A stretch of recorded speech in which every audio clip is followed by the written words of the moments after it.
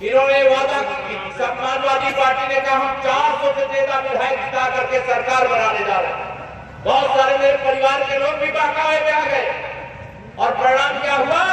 कई सीटों पर भारतीय जनता पार्टी के प्रत्याशी जीतने से वंचित रह गए।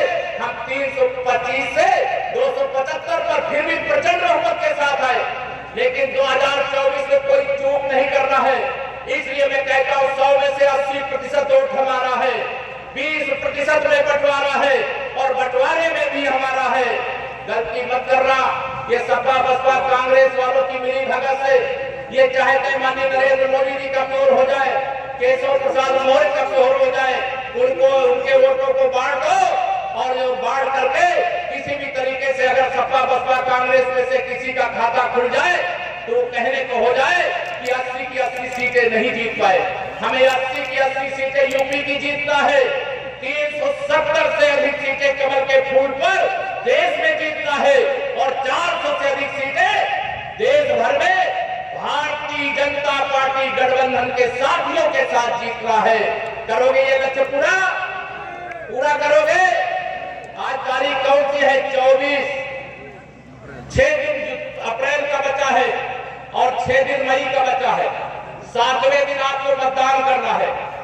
आज से लेकर के 7 मई तक आप ही अपने बूथ के प्रधानमंत्री नरेंद्र मोदी जी हो, आप ही अपने बूथ के योगी आदित्यनाथ जी हो, आप ही अपने बूथ के केशव प्रसाद मौर्य हो, आप ही अपने बूथ के हमारे प्रत्याशी सांसद श्री राजू भैया जी आप ही हो, हमारे जो विधायक हैं, पूर्व विधायक हैं, जनप्रतिनिधि हैं, अपने अपने बूथ के सर्वा आप हो। प्रधानमंत्री जी ने अपील किया है कि मेरी ओर से सबको प्रणाम कह दीजिएगा केशव जी, और प्रणाम कहने के बाद कह देना कि अगर आपने वोट दिया तो मैंने 370 हटा दिया है, और आप जाके कह देना हर बूथ पर 370 वोट जितना पिछली बार मिला था उसमें बढ़ा दे। जो बढ़ा सकते जरा हाथ उठा करके मुझको बता दे। गलत है दोनों हाथ उठा बताओ।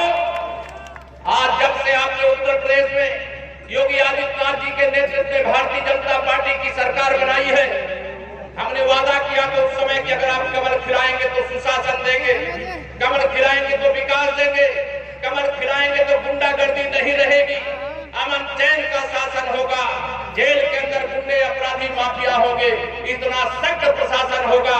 बताओ आज है स्वरूप ऐसा दिखाई दे रहा है कि नहीं दिखाई दे रहा है? भारतीय जनता पार्टी देश को आगे बढ़ाने वाली, प्रदेश को आगे बढ़ाने वाली पार्टी है, गरीब कल्याण के लिए समर्पित पार्टी है। मेरे प्रधानमंत्री जी का सपना है हर गरीब का घर अपना हो, इस लक्ष्य को लेकर के काम करते हैं। मेरे प्रधानमंत्री जी का सपना है 70 साल और उससे ऊपर के जो बुजुर्ग हैं उनको 5 लाख रुपया तक का इलाज कराने की सुविधा 4 बजे 400 पार होने के साथ यह सुविधा मिलना 70 साल से ऊपर के बुजुर्गों को शुरू हो जाएगी। देखिए उत्तर प्रदेश की 80 की 80 लोकसभा सीटें, एटा लोकसभा सीट सहित हम लोग जीत रहे हैं। सपा बसपा कांग्रेस का यूपी में खाता नहीं खुलेगा। देश में 370 से अधिक कमल के फूल खिलेंगे, 400 से अधिक हमारे गठबंधन के साथी मिलाकर के जीतेंगे। और जो प्रधानमंत्री जी ने कहा है अब की बार 400 पार, फिर एक बार प्रचंड बहुमत की मोदी सरकार यह बनने जा रही है। सपा बसपा कांग्रेस का सफाया करने का जनता ने मन बना लिया है। अगर 2014 में माननीय नरेंद्र मोदी जी की हवा थी, 2019 में अगर माननीय नरेंद्र मोदी जी के नाम की आंधी थी, तो 2024 में माननीय नरेंद्र मोदी जी के नाम का तूफान चल रहा है, जिसके सामने न सपा बसपा कांग्रेस टिक पा रही है, न इंडी गठबंधन टिक पा रहा है। चारों तरफ कमल का फूल खिल रहा है, विकास का फूल खिल रहा है, शक्तिशाली भारत बनाने का फूल खिल रहा है, और पूरा देश भारत माता की जय और वंदे मातरम बोले इसकी जयकार हो रही है। और पाकिस्तान के कब्जे वाले कश्मीर में भी तिरंगा फहराने का संकल्प लेकर के लोग 400 पार करने का संकल्प। अभी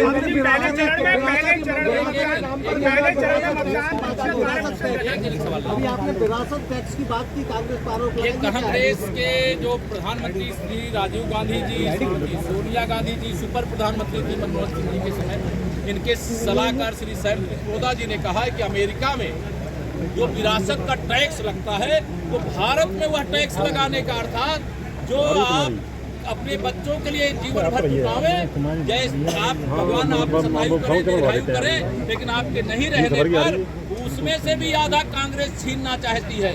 हम देश को लूटने नहीं देंगे, देश में जजिया कर जैसा कोई कर लगने नहीं देंगे, कांग्रेस को पनपने नहीं देंगे।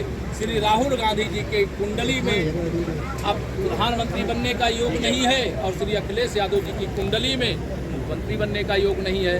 मुझे एक मेरे ज्योतिषी मित्र ने बता दिया है, तब से मैं निश्चिंत हूँ कि 400 पार होने जा रहा है। पहले चरण में मतदान प्रतिशत कम किया जा रहा है जनता को, मंगलसूत्र को बयान दिया था प्रधानमंत्री मोदी ने। देखिए, कांग्रेस ने इस देश से क्या क्या कहा है।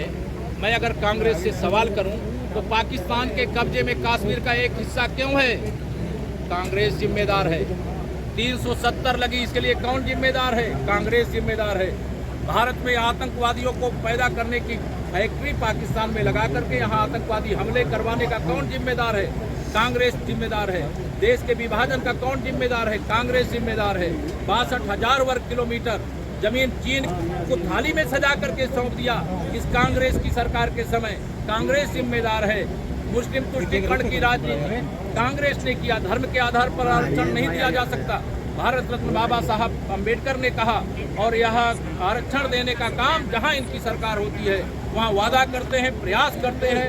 भारतीय जनता पार्टी ने कहा कि धर्म के आधार पर आरक्षण नहीं होने देंगे, दलितों के, पिछड़ों के, आदिवासियों के हित को ग्रहण नहीं लगने देंगे, तो नहीं लगने देंगे। पहले चरण में 12% मतदान कम हुआ, दूसरा चरण 26 अप्रैल को है। राजपूत नाराजगी देखने को साफ मिल रही है। कोई नाराज नहीं है, सब प्रसन्न है, सब कमल का बटन दबा रहे हैं। जो नाराज हैं उनसे अपील है कि यह नाराजगी का समय नहीं है, भारत को विश्व गुरु बनाने का समय है, दुनिया में नंबर 1 बनाने का समय है।